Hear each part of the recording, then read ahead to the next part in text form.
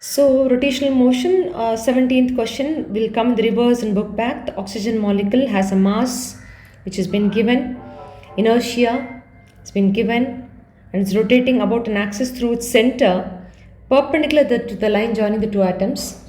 Oxygen molecule, it's a line joining the two atoms. You see, it's going to be rotating about an axis which is perpendicular to this. It's going to be rotating like that.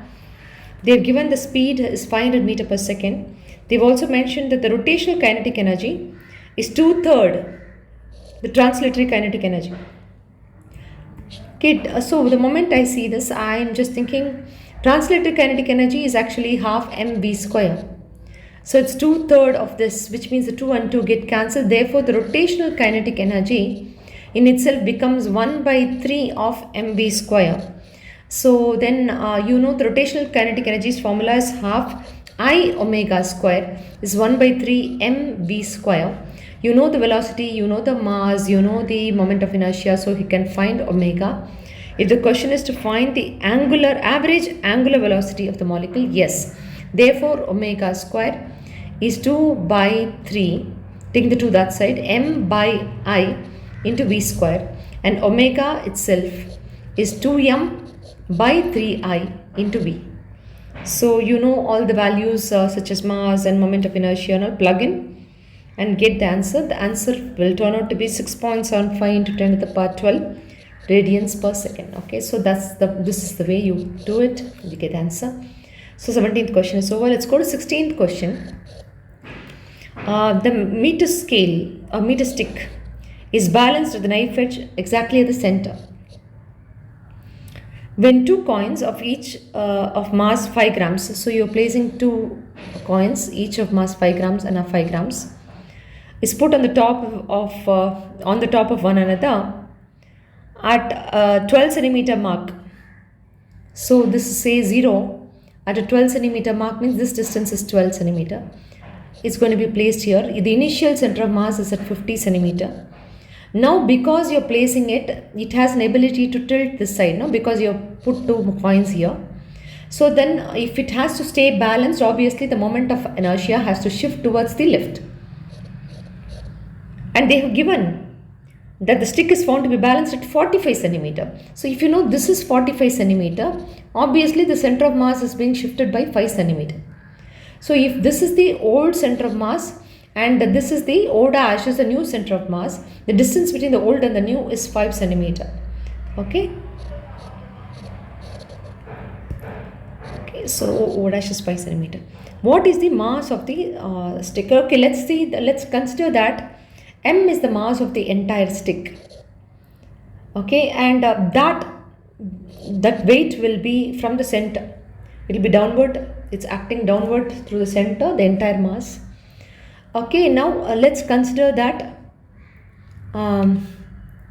that's m and that's its center. Okay, then now it's about so you know that this is m into g, which is acting at the center, and that position vector m into g is at a distance of 5 centimeter from the distance between the two center of masses. I'm talking about the right moment. The right moment is caused by the entire mass of the scale, and the left moment is caused by the coins. Let's assume it like that. So you know that the right moment, which is going to tilt towards the right, the entire mass is responsible. So m into g into the distance from between the two center of masses is equal to left moment. What is the left moment? Is the 2 coins mass. What is the 2 coins mass? Is 2 into 5 into gravity again into the distance, and that distance is 33. Why is it 33? Can you see this is already placed at 12 centimeter from here, and you know the distance from the new center of mass, the 45 is this distance, so 45 minus 12 will be 33. So you know that this is placed at a distance 33 and this is at a distance 5. So left moment is equal to right moment. When I do, I'm considering that the entire mass is acting downward from the center. This is the right moment and the red color is the left moment. So 33, the coin's weight into 33 plus the scale's weight into 5. So G and G get cancelled, thus I can find M, which is 330, or 5 and 5 also get cancelled, so as simple as that. So M is equal to 66 grams. Even if I had converted into kg, the kg and kg would have got cancelled. So let's go to next question. The next question is the 16th question over 15th question. The 15th question is something that we have done in class earlier. From the uniform disk of radius capital R, a small circle, so you know that this is got capital R to be the radius, a small circular portion this is being cut, a small hole is cut with radius R by 2. So with radius R by 2, then it's exactly passing through like this, correct? It will pass through the center, unlike the previous sum where we had a crescent shaped one in which it was quite different. So this is like R by 2. The red color's radius is R by 2, the black color circle's radius is R. And so then you know this distance is therefore R by 2. If this is going to be the old center of mass, you're going to cut this red portion and throw it away. You know that the center of mass will obviously get shifted towards the left, the balance of the portion. So let's consider that to be O dash, or let's consider that to be, this is the, O is the actual center of mass initially. The center of mass of the cut portion is O1. Let's consider the center of mass being shifted is O2. And you know left moment is equal to right moment. That's what we are going to use. And O2 is this distance for the left and O1 is the distance for the right moment. And for the right moment, we need the mass of the red color cutout portion. But in this question, they have not given any mass. So when they have not given mass, you take the surface density, sigma is uniform, and you multiply it with area. Okay, because the density is mass by volume, here is area. So if you want the mass, you can just multiply with, this is surface density, sigma into A. So let's consider that sigma is a constant throughout, sigma into the cut portion, the pi R by 2 the whole square is the cut portion's area, and that's a cut portion's area, and this is multiplied by sigma will give you the mass of the cut portion. Okay, the mass of the remaining portion will be pi in sigma into pi r square minus pi r by 2 the whole square. So sigma into pi can be taken out common, and r square minus r square by 4. So sigma into pi into 3r square by 4. So this will be the black color region's mass. So because sigma into area is mass, okay, so then therefore surface density into area. So you just take this mass, black color mass, and this is the red. Let's consider this to be a red color mass, and this is the black color's mass. So this portion's mass is sigma into pi into 3r square by 4 into O2 will be equal to sigma into pi into r square by 4 into O1. And r square get cancelled. A 4 and a 4 get cancelled. A pi and a pi get cancelled. Sigma and sigma get cancelled. 3 into O2 is equal to O1. And you know O1 is R by 2. 3 into O2 is equal to R by 2. So O2 is R by 6. Therefore, you know that it's going to be shifted towards the left by R by 6. Okay, so then that's the center of mass of the resulting portion lies at R by 6 from the origin, because you're going to treat this as the origin. Okay, so then it's R by 6 to the left of the origin. Okay, so let's go to next question. The next question is 13th question. A rope of negligible mass is wound on a hollow cylinder. So let's draw a hollow cylinder. A rope is wound on it. Okay, and the cylinder of mass 3 kg and the radius of the cylinder is 40 centimeter. What is the angular acceleration of the cylinder? So then we're going to pull this rope down with a force of 30 Newton. When this rope is getting pulled, You know, this is the force and this is the perpendicular distance, R. That will give you torque. Torque is equal to force into perpendicular distance. The perpendicular distance will be 40 R.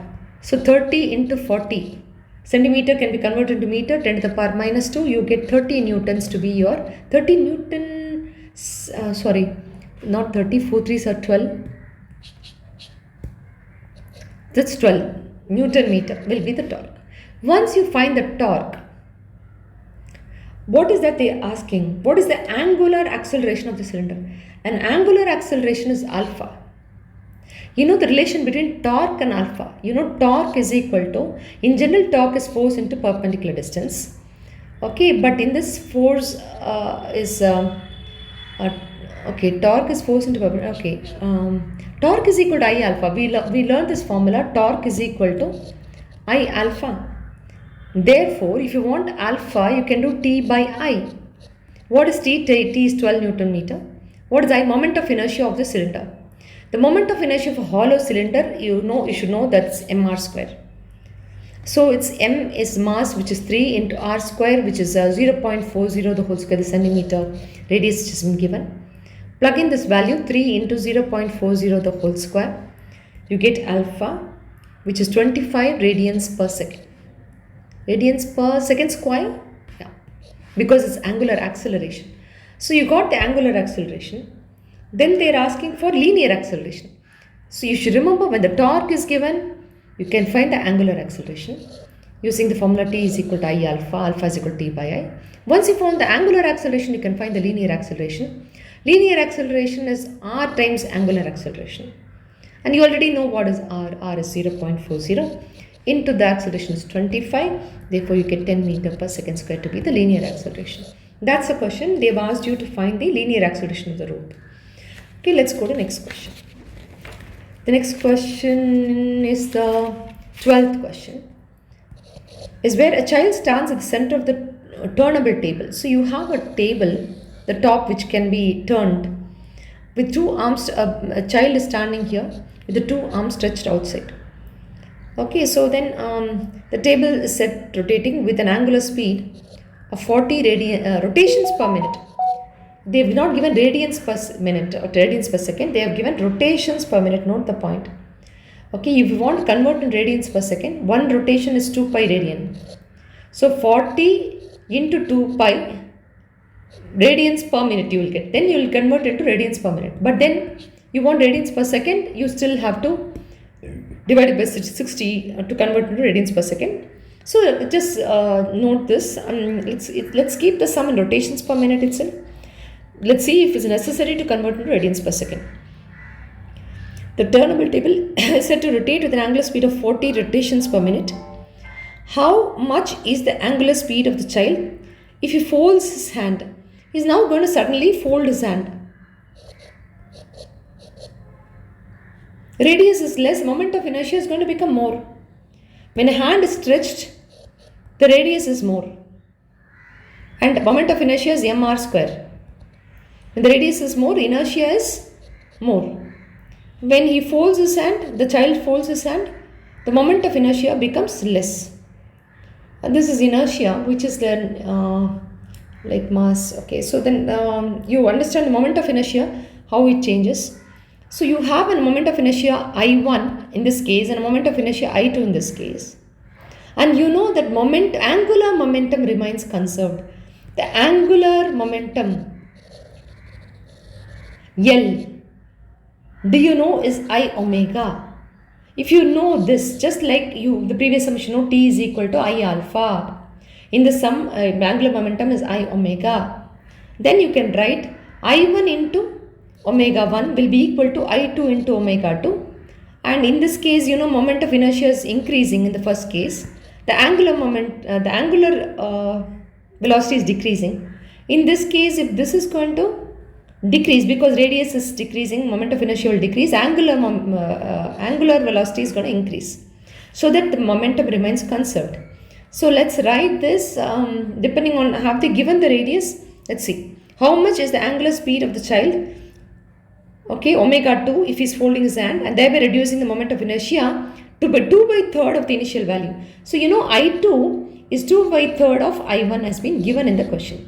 Just substitute I1 into omega 1 is equal to 2 by 3 of I1 into omega 2. I1 and I1 get cancelled. So when I1 and I1 get cancelled, omega 1 has been given 30. It is given in rotations per minute.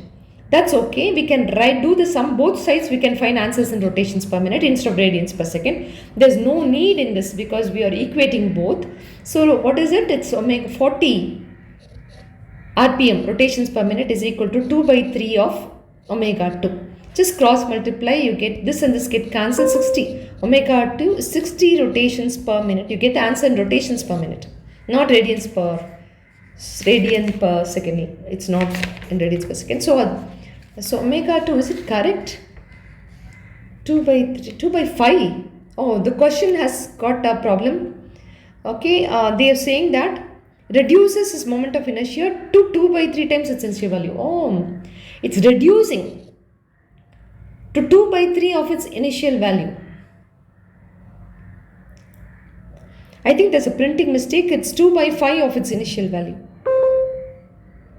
Okay, there's a printing mistake here. It should have been 2 by 5 and the question. So then therefore this will become 100 RPM. So that it's done. That's how you find omega 2, which is the angular velocity of the child when he's keeping his hand closer.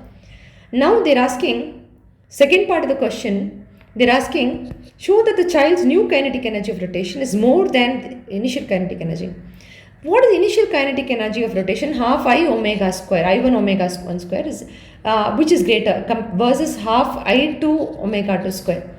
You know that when a child is folding its hand, I2 is becoming greater. I2 is becoming lesser, but omega 2 is becoming more and it's also squared. So obviously the rotational kinetic energy when the child is shrinking its hand will be greater. Obviously it will be greater. Okay, so let's call this as new kinetic energy and let's call this as old kinetic energy.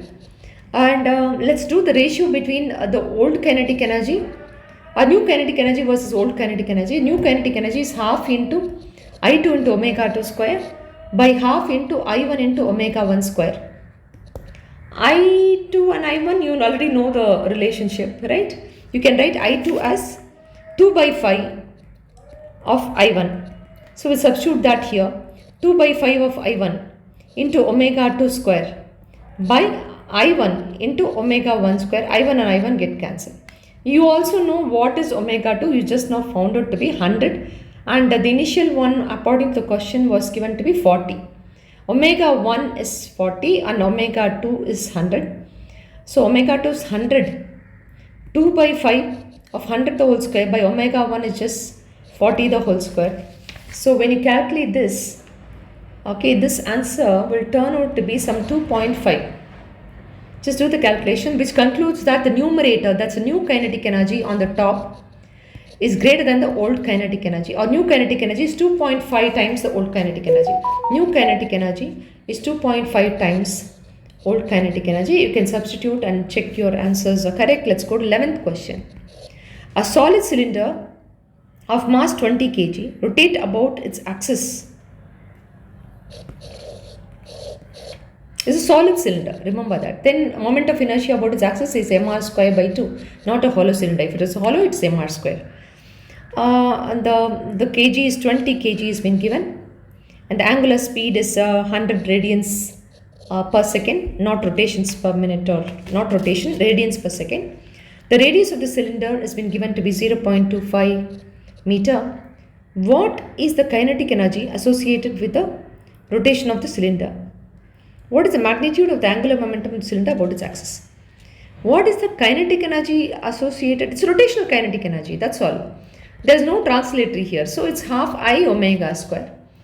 You can find mr square by 2. If you put, you get the I, and you know omega square can be substituted here. So I is equal to, what is the mass? 20 into radius 0.25 the whole square by 2.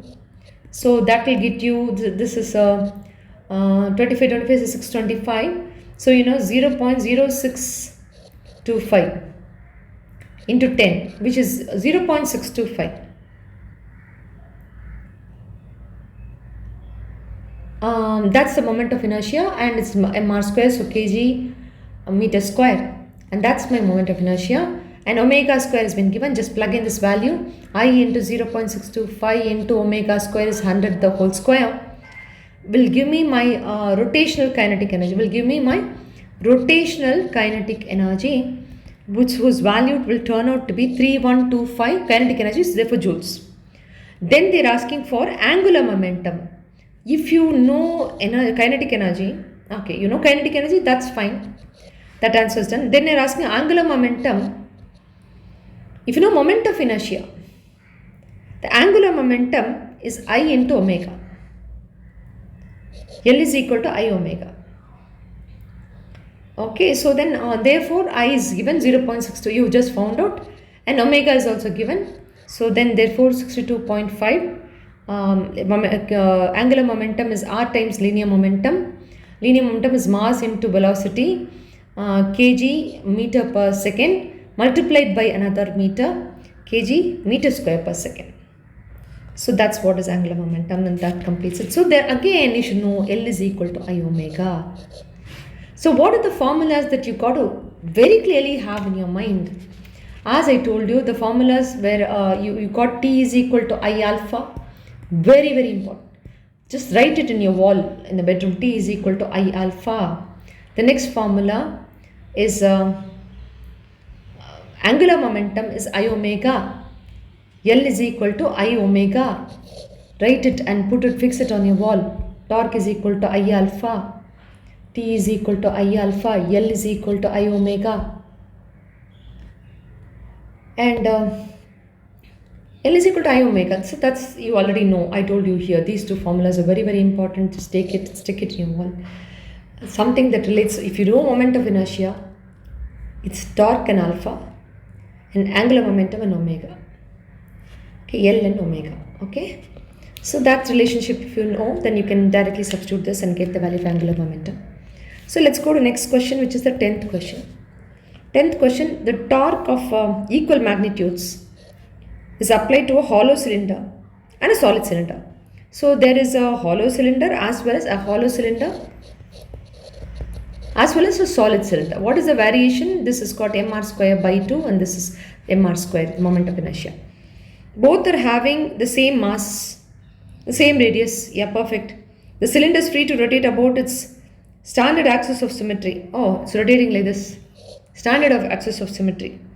And the sphere is free to, oh, you're talking about hollow cylinder and a solid sphere. Hollow cylinder and a solid sphere. A solid sphere is 2 by 5 of mr square. Okay, hollow sphere is something different. It's this is about solid sphere, so 2 by 5 of mr square. So this is hollow cylinder mr square. Both of them mass and radius are the same. Which of the two? They both of them are succumb to equal torque. The torque on this and the torque on this are equal. And T is equal to, you know, I alpha. And this is T1 and this is T2 is also equal to I alpha, and moment of inertia is going to be differing in both the cases. Yeah. So can I just write I1 into alpha 1 and I2 into alpha 2, and because the torque is T1 is equal to T2. Can I equate both these equations? I get I1 alpha 1 is equal to I2 alpha 2. Moment of inertia of the cylinder is just mr square into alpha 1 is equal to mr square by 2 into alpha 2. So mr square get cancelled. Alpha 1 is alpha 2 by 2, which means the acceleration, angular acceleration of the first body is half the angular acceleration of the second body, which means the sphere seem to be having a greater angular acceleration. The sphere will have greater angular acceleration. Therefore, sphere has greater angular acceleration and hence greater speed, and therefore greater angular speed. And that's about it. So let's go to next question. Is the 9th question. A car weighs, a total weight of the car is 1800 kg. The distance between the front and the back axle is 1.8. So you have a car here, the front and the back axle. The distance is 1.8 meter. The total weight is 1800 kg, and it will act towards, but it's not symmetrical for you to say this 1800 will act at the center. You can't say that. Why? Because it's not symmetrical, the car. Okay, so then therefore you have to see where the whole mass is. It's somewhere behind, right? So this is the front wheel and this is the back wheel, and you know that the center of mass is slightly shifted towards the back wheel only. And so this is where the entire 1800 into 10 or 1800 into 9.8 is going to act downward. And you have a normal reaction in the front wheel and you have a normal reaction in the back wheel. And why are they asking that? Why should I even specify that? The distance between its front and the back axle is 1.8 meter. Its center of gravity is 1.05 meter behind the front, which means 1.80 minus 1.05 is 0.75 from the end, correct? Okay, determine the force exerted by the level ground on each of the wheel, which means they're asking the normal reaction on the front wheel and the back wheel. Okay, you know that we can say that first the total upward force NB plus NF, front wheel normal reaction plus back wheel normal, is equal to downward, which is 1800 into 9.8, the whole weight. And this is giving you the first equation. Let's multiply this and write NF plus NB is equal to 17640 Newton. And this is my equation 1. With this I can write NB in terms of NF or NF in terms of NB. That's the advantage. Next, I should use left moment is equal to right moment because I know these specific distances. So now I can use left moment is equal to right moment, say. Or you can say NB, the normal reaction, NB into 0.75 will be equal to NF into 1.05. You can write NF as 17640 minus NB, taking it and substituting here. Okay, 17640 minus NB into 1.05 is NB into 0.75. So now I'm going to take this in. NB into 0.75 is equal to 17640 into 1.05 minus 1.05 into NB. So taking it that side. So NB into 0.75 plus 1.05. So this will become 1.80. So therefore on the left side you get NB into 1.80 is equal to 17640 into 1.05. So then therefore we can calculate NB to be 17640 into 1.05 by 1.80, and hence you can find what is your NB. You must be getting this as your answer, 10290 Newton. Then substituting this in one of the equation, you should get NF to be 7350 Newton. Just put and calculate and see. So that's what it is. They're asking for the force exerted by the ground on the two wheels. Let's go to next question. Next question is the 8th question. Two non-uniform bar. A non-uniform bar of weight W. So then this is a non-uniform bar, which means one side it may be thick, another side it may be thin. So the center of mass is exactly not at the center. That's what it means. It's a 2 meter long bar, which means the center of mass could be shifted towards more weight is there. I'm just drawing it here. So it's x and 2 minus x. Or D, and they're saying, x and 2 minus D and 2 minus D, however you want to keep it. Now this is being suspended at rest by 2 strings of negligible weight. The angle, so the 2 strings are here, it's getting suspended like this. Okay, and they have given that this is suspended to this wall, making an angle of 36.9, and this is being suspended to this wall, and this angle is quite different to the other angle. It's a bigger angle, so you can say that this is very far away, so that you can know that this angle is bigger, which is 53.1 degree. So once you know both of these angles, 53.1 degree.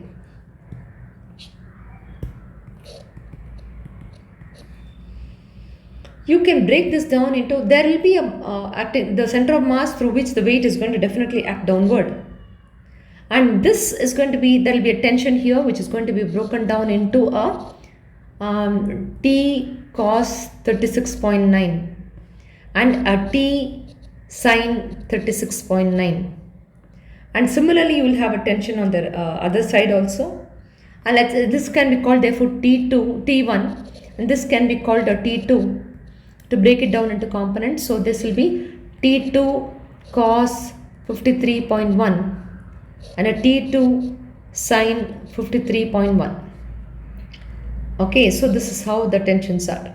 Now, what's happening is this is this and this, and yeah, you've broken into components. Let's resolve left is equal to right. At equilibrium, you know, T1 sin 36.9 is equal to T2 sin 53.1, equation number 1. Up is equal to down vector. T1 cos 36.9 plus T2 cos 53.1 is equal to weight W, which is acting completely downward. Okay, and we can also say one more thing. One more thing that strikes my mind is left moment is equal to right moment. Let me also write that, whatever it's worth. The T1 into cos 36.9 into a distance of D will be equal to T2 into cos 53.1 into that distance 2 minus D. So I have written all possible things that strikes my mind. Now what do I do? So I have got 3 equations now. This is using left moment is equal to right moment. They call it clockwise torque is equal to anti-clockwise torque. Whatever you want to call it, you can call it. And so then let's divide this to 1 and let's take 1 and 3, or yeah, I think we'll take second equation. Let's take 1 and 3 and divide, because this has got W, so avoid that. Okay, so T1 sin 36.9 is equal to T2 sin 53.1 divided by T1 cos 36.9 into D by T2 into cos 53.1 into 2 minus D. So then T2 get cancelled, T1 get cancelled, become tan 36.9 by D is equal to tan 53.1 by 2 minus D. Okay, but you should know the value of tan of this value, which are weird angles. But you should understand this. This is from a triangle which has got triplet 3, 4 and 5. So at tan 36.9 at 53.1, this is longer, this is shorter. So I assume this is bigger angle. Let's see if what I'm assuming is correct. This is smaller angle. So therefore, a tan 36.9 can I consider as 3 by 4? Tan 53.1 can I consider as 4 by 3? I don't know if my assumption is correct. Let me see. 9 into 2 minus D. 16D is equal to 18 minus 9D. Taking it that side, 25D is equal to 18. So D is equal to 18 by 25. Yes, my triangle is correct. Make sure you are doing the same thing. Remember the triplet 3, 4, 5. And so write it. So then therefore this is 0.72 meters your answer. Let's go to next question. Is the 7th question. 2 particles each of mass m and velocity v is traveling in opposite direction along parallel lines separated by distance d. So it's 2 particles, okay. Show that I hope they give you the diagram, otherwise it's very difficult to draw it. 2 particles each of mass m and velocity v travel in direction opposite, means one is traveling downward, another is traveling upward. Okay, 2 particles each of mass m and along with the, okay, they didn't say it's going in circular motion, they're just saying it's traveling in opposite direction. So this particle is coming down, this particle is going up, and the separation between them, let's call it as d, because they have given it along parallel lines separated by distance d. Show that the vector angular momentum of the 2 particle system is the same wherever the point about which the angular momentum is taken. You have to draw the origin without forgetting. This is the x-axis. This is the origin. And so this is at a distance x. This particle, first particle which is coming downward, it's minus j. This particle is going up, which is both of them of same masses, m and m. This is plus j, the direction of motion. And this total distance is x plus d, and this distance, the first particle's distance from the origin is x. The second particle distance from the origin is x plus d. So then in this, they're asking you to find the vector angular momentum. L is equal to the relation between L and angular momentum is r times linear momentum, which is a cross product. You should remember that. Okay, because in this there's a position is there. So I'm not using any other formula. I'm not using the formulas that you stuck on the wall. L is equal to I omega. I'm not using that. I instead using L is equal to R cross P, because the position R has been given in the sum. So then therefore just write the angular momentum of first one and the second one. What is R? Is a position vector which is xi for the first particle cross momentum, which is mass into velocity. Of course the mass is m. That's a constant. The velocity's direction is in minus j direction. Velocity is minus j direction. That's the first one. And L2. The position is x plus d into I. Cross mass is a constant. Velocity is going to be in positive j's direction. So this and this has to be added. When you add, you can only add an I and an I. And and you can add a, okay, but the thing is minus j. You see, this is mv minus j, this is mv plus j.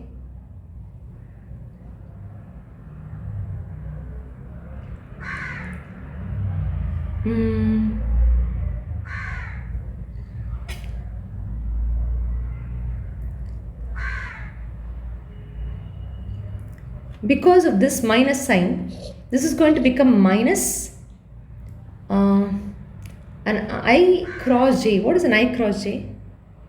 An I j k. An I cross j is k. But there's already minus sign, so minus k. X m b with a minus k direction. Plus this is I and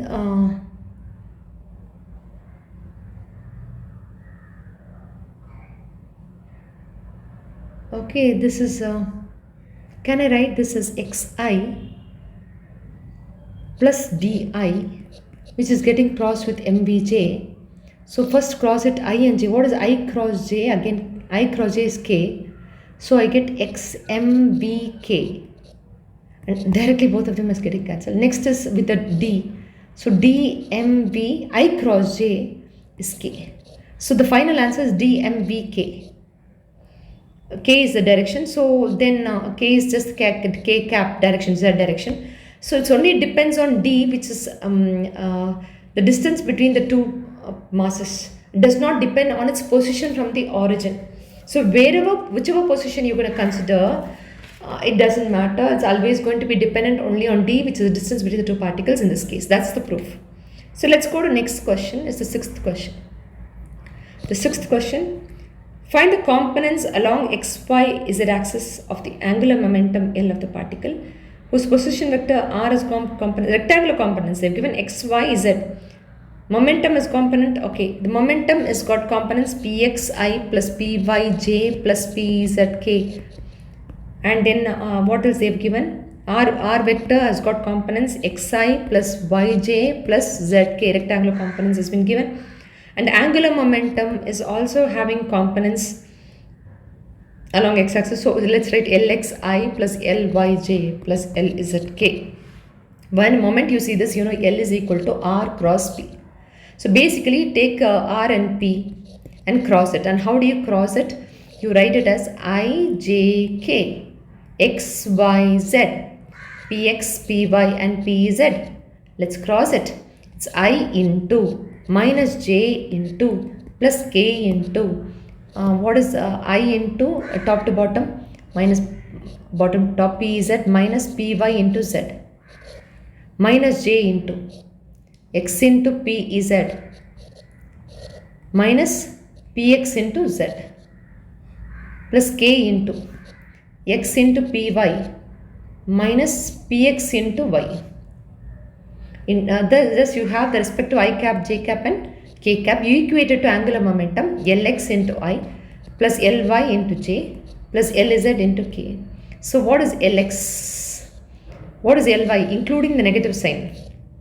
Lz. So you get the respective values of Lx, Ly and Lz. Lx is equal to ypz minus pyz. What is Ly? Take the negative sign in. Xpz. Now zpx minus xpz. And Lz is xpy minus pxy. So you got the respective angular momentums in I direction, j direction, k direction. Now the question they have given, show that the particle moves only in xy plane. If the particle is constrained to move only in xy plane, then the z coordinate is always 0. So therefore this will become 0, this will become 0 because all this has got a z coordinate here. Can you see? Z values itself, any z value, whether momentum or position or whatever, it becomes 0. So you are left only with this. So the only angular momentum left is in k direction, which will be x into py minus y into px. So the only vector k cap corresponding to z direction survives. The angular momentum has only z component. So the proof is, if a particle is moving only in xy plane, then prove that it has got only z component. That's what we have done, L vector. Okay, so let's go to next question. Is the fifth question. Fifth question. See, a parallelogram is drawn like this. You all know this is a parallelogram. Imagine a shear stress being applied on it. It will become parallelepiped or parallelepiped. It will become like this. Okay, this is what is called parallelepiped or parallelepiped, they call it. And consider that this is the origin. Okay, you have to consider some point to be the origin. If you're going to consider this to be the origin, there is an A vector. There is a, let's consider that this is A vector. This is B vector and C vector. Okay, clearly this is B vector and this is C vector and that is A vector. This is the origin. So you know that you want a vector in this direction, which is perpendicular to both B and C. You know you have to cross B and C. You cross B and C, you get a vector in this direction, the red color line's direction. And you know this itself is A. Can I write therefore this as, you know, this is the red vector we got is a result of B cross C. Scissors, you cross B and C, you get a vector perpendicular to both B and C. We got a B cross C. And you want to now project the A vector along this direction, which is A cos theta. Can we write it like this? A cos theta. So then therefore we have a B cross C and an A cos theta. Because the area of what to say, if you want to find the volume, its base area, which is just B cross C, into height. And how to find the height is by doing this we are able to find the height, because height has to be perpendicular. So you know this is height. So this is the base area and this is the height. And so then therefore this is nothing but A vector dot B cross C. This is A vector. The magnitude of it's a dot product between B cross C and A. When you see a cos theta, you know obviously there is a dot product. It's A dot B cross C. Just find the dot product magnitude of A into magnitude of B cross C into cos theta, and that's exactly what is in here. Therefore, the volume of the parallelepiped is A dot B cross C, and that's the proof. To prove that, show that A dot B cross C is equal to the magnitude of the volume of the parallelepiped. So let's go to fourth question. Show that the area of the triangle contained between the vectors A and B. So then there is a vector A vector, there is a vector B vector. The area of the triangle is half of A cross B. To prove that, half of A cross B. Okay, so then you join this, you get this, and let's name this as an OPQ is a triangle. And the moment you know if this is theta, you have to have some theta, like how I assume this is theta and assume this is A cos theta, the vertical component here. So then like that you have a theta, so that you can write the opposite side, which will be sin theta is equal to opposite by B. So opposite side is B sin theta. So I got the height. And what is the area of a triangle in general is half into base into height, right? The area of triangle is generally half into base into height. Half into, what is the base here? OP into height is QN. What is OP? Is nothing but a vector. What is QN? Is B sin theta. Magnitude of A into magnitude of B into sin theta. So which is nothing but A cross B and a half outside. Therefore area of triangle is half of A cross B. It's like continuation of vectors. For some reason seems to me like it's vectors and not rotational motion. Let's go to next question, a third question. A child sits stationary at one long trolley moving uniformly with the velocity v on a horizontal floor. If the child gets up and runs, so this trolley is moving with the velocity v. Now the child is getting up and running on the trolley in any manner. Tiki tiki tiki tiki. Okay. So what is the effect of the speed of the center of mass? There is no external force. This whole thing is considered to be one system, an isolated system. So that's not going to affect the speed of the center of mass. Imagine you sitting in the train, you going to the bathroom in the train. Will it affect the center of mass? Sorry, something like that. It's funny way, but so therefore, since there is no external force acting on the system, there's no change in the speed. Kriya. Okay, so let's go to the next question, which is the second question. An HCl molecule, the separation between the nuclei of the two atoms is, okay, H and Cl, separation is 1.27 Armstrong. Immediately you consider this to be the origin. So this is the Cl molecule is at distance 1.27 Armstrong, 0. So then find the approximate location of the center of mass of the molecule, given that the chlorine atom is about 35.5 times massive than the hydrogen atom. So this mass of the chlorine is 35.5 times mass of the hydrogen atom. Okay, you have a mass of the hydrogen here. Tell him sit there. Okay, no, switch on the fan. Fan podadinga. Fan potta karakarana ungalku dhaan thondrava irukum. Sit there.